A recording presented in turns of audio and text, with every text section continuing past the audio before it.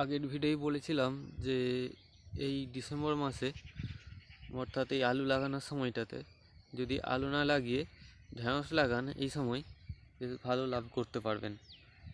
তো আজকের ভিডিওটি করেছি যে আমি আমাদের নিজেদের জমিতে ঠিক কীরকমভাবে ঢ্যাঁড়সটা লাগালাম সেটা দেখাবো, এবং কোন জাতের ঢ্যাঁড়স লাগিয়েছি এবং কিভাবে লাগিয়েছি সেটা আমি এই ভিডিওর মাধ্যমে দেখাবো।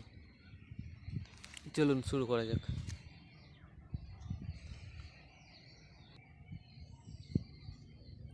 আমি এই জমিটিতে শীতকালীন ঢ্যাঁড়সের জন্য একটি জাত লাগিয়েছি, সেটা হলো সিনজেন্টা কোম্পানির OH-517। এটি এই সময় শীতের জন্য লাগাবার জন্য খুবই উপযোগী এবং এবং এটি খুব কম সময়ের মধ্যে ফলন দেয়। তো এই ঢ্যাঁড়সটি আপনি এই সময় লাগিয়ে দেখতে পারেন।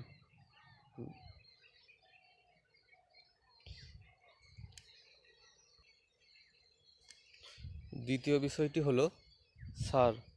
তো আমি আমাদের নিজেদের এই জমিটিতে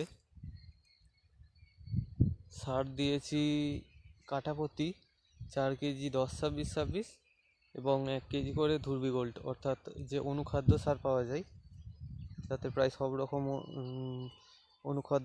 অনুখাদ্যগুলি পাওয়া যায় একটা সারের মধ্যেই। তো সেইটাকে 1 কেজি হিসাবে ব্যবহার করেছি জমি তৈরি করতে। এই হলো আমাদের সেই জমিটা যেটাতে আমি ঢ্যাঁড়স লাগিয়েছি। তো দেখুন এখানে যে এখানে আমি কত দূরে দূরে ঢ্যাঁড়সের বীজ বপন করেছি সেটাও দেখিয়ে দিচ্ছি। এখানটা দেখছেন আর এখানটা, এই দুটো বেডের মধ্যে দূরত্ব হচ্ছে 2 ফুট, এবং এখানটা এবং এখানটার মধ্যে বীজ আছে। এখান থেকে এখানের মধ্যে দূরত্ব হচ্ছে 1 ফুট। তো এখান থেকে এখান পর্যন্ত আছে 2 ফুট, আর বীজ থেকে বীজ 1 ফুট।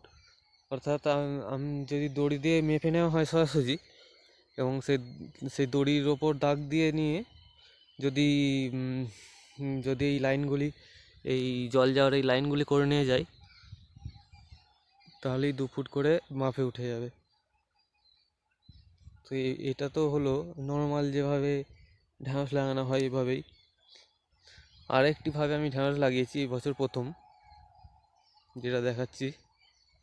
এই যে এটা দেখুন হচ্ছে মালচিং পদ্ধতিতে ঢ্যাঁড়স লাগানো হয়েছে। এখানের মাপটা আমি দেখাই। সেই সাথে বলে রাখি, যদি এখন বর্তমানে এই মালচিংয়ের ব্যবহার খুবই বেড়েছে, আপনিও ব্যবহার করে দেখতে পারেন, এর উপকার খুবই বেশি আছে। কী কী উপকার আমি বলছি। প্রথমে আমি আপনাকে এর মাপটা এবং সব কিছু আমি বলছি কত কী করেছি। এখানের এই উঁচু এই বেডগুলো আছে যেখানটা ঢ্যাঁড়স লাগানো আছে, এটা হচ্ছে 2 ফুটের, 2 ফুট থেকে 2.5 ফুটের, এবং যেই নালাগুলো আছে জল যাওয়ার এই জমির, এটাতে আছে 1.5 ফুট করে।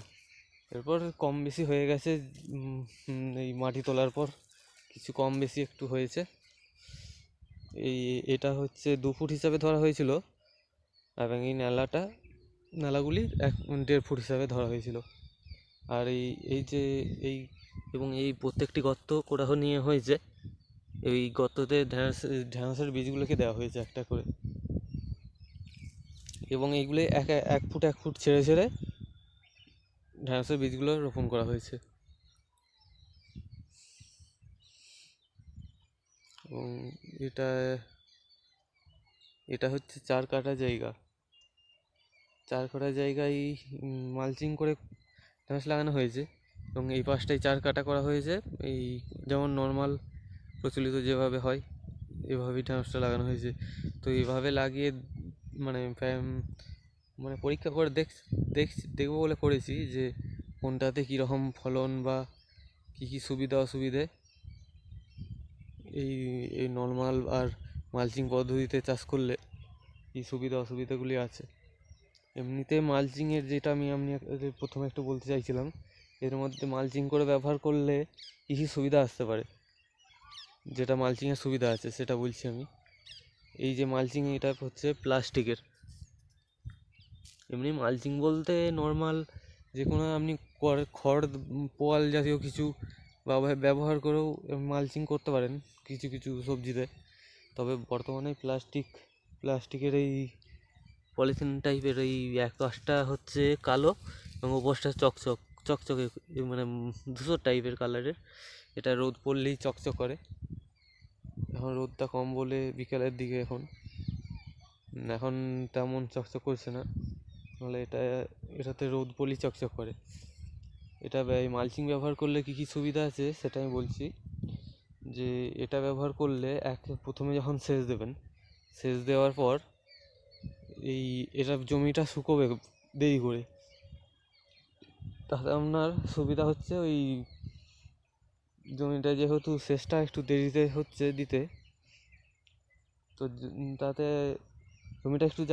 জমিটা মানে শুকোচ্ছে কম, তাতে সেচটাও দেরিতে দিতে হচ্ছে, এক সুবিধা হলো। আর সব থেকে বেশি সুবিধা আপনার এই এতটা জায়গা তো মাটিতে চাপাই রয়ে গেল, এতে তার রোদ যেতে পারছে না নিচে দিয়ে, তো এতে ঘাস এই জায়গাগুলোতে হবে না। আর এই শুধু নালাগুলো পরিষ্কার করে নিলেই হবে খুব সহজেই, বা যে কোনো ঘাস মারার দিয়ে দিলেই মানে কোনো গাছের পড়ারও কোনো অসুবিধা নেই। এটা করে নিয়ে যা হয়েছে, যেহেতু নালা সরাসরি চলে যাব,